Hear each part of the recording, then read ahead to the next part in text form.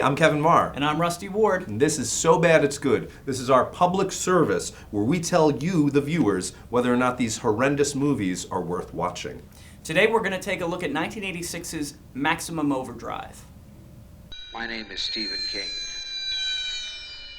I've written several motion pictures, but I want to tell you about a movie called Maximum Overdrive, which is the first one I've directed. Wow. A lot of people have directed Stephen King novels and stories, and I finally decided if you want something done right, you ought to do it yourself.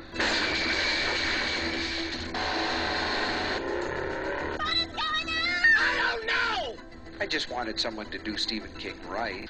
Dino De Laurentiis presents Stephen King's Maximum Overdrive. I'm gonna scare the hell out of you. Okay, Stephen King says if he wants one of his movies made right, he's gonna have to direct it himself. I guess he thought Kubrick and De Palma didn't have the right stuff. Well, The Shining would have been a lot better if it had more AC/DC in it. Two things you need to know. One is that Stephen King had the entire soundtrack of the film music by AC/DC. And two, he said in interviews later that when he made this film, he was coked out of his mind. Mm-hmm. So you have to imagine when this film's being made, Stephen King is blasting AC/DC songs, coked out of his mind. It's cocaine coming out of his ears and having trucks smashed into each other. Bam. There are a lot of great deaths in this movie. There is a steamroller death. There's a soda machine death. And there was a couple people that died because they just, instead of jumping out of the way of a truck, they decided to stand there and go, ah!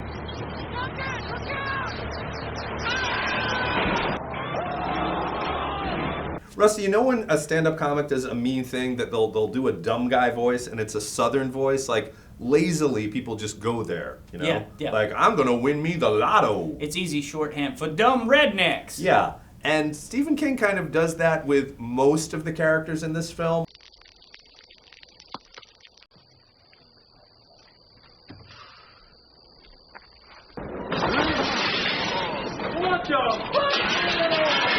And it's bizarre because these are the people we're supposed to be rooting for. Yes. There's not a shred of humanity or any good in these people, and it's like, okay, maybe you're rooting for the trucks. Definitely my favorite line in the movie was the Neville Chamberlain line. You can't do this. It's not a good idea. It's like Neville Chamberlain giving in to the Nazis. Maximum Overdrive is something of a Trojan horse. You think it's going to be one movie, they're going to throw some history in there. Oh yeah, it's heady stuff. You're going to get us in an awful lot of trouble, man. One of the interesting things in this movie is the end card. We find out through text on screen that a Russian weather satellite blows up the aliens who were controlling the trucks all along. And it says weather satellite in quotes. So to a coked up Stephen King, this all makes sense and you just gotta go with it. And it's like, well, that's another movie in and of itself. We've been watching people just hanging out in a diner being chased by trucks when we could have seen a nuclear ballistic missile fight with a UFO and a weather satellite Russian. We probably just watched the most boring events of this entire global disaster. We could have gone to any other point in the world or in outer space and probably seen a better movie. Rusty, what is your verdict? Well, I'm having a tough time because I'm such a big Stephen King fan. I almost don't want to call this movie So Bad It's Good, but it is. It is so bad, it is good. Well, I would just like to take a minute to apologize to 13-year-old me for putting this movie off for all these years, but now that I've finally seen it, it was worth the wait. This movie is so insane. It's awesome. You think I've done something wrong, don't you? Terror he could not forget. You think there's something in there, don't you? Torment he could not bear. You want to see? Truth he would not face.